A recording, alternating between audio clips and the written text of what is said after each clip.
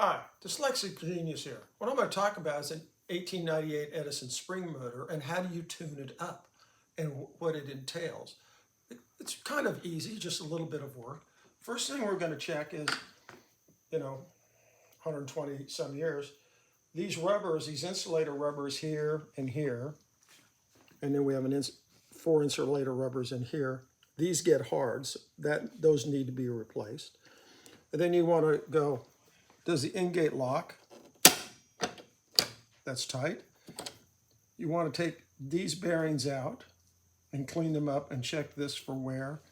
And then we'll check the other one in here for wear. So that's what we have to do. First, you'll undo this screw and this screw back here, and the whole top works is off. And if you notice, it has the wrong belt on it. It has an Edison home belt. Edison Triumphs, and Edison Spring Motors use a little bit wider belt. And this one is way loose.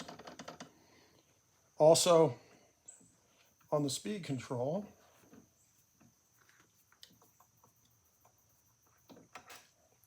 we can see that we're starting to get this pitting from rust. This will have to be re-nickeled. So when you put this one back into the machine, this will match just like that, and it'll match everything else, and we won't have the pitting. This is the only pitting I've found on the machine.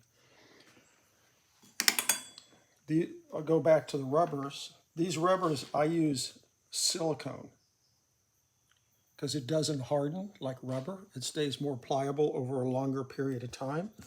And you can buy a band of silicone rubber in any thickness off Amazon, and at about 1 inch wide, because this thing just about cuts it out right there.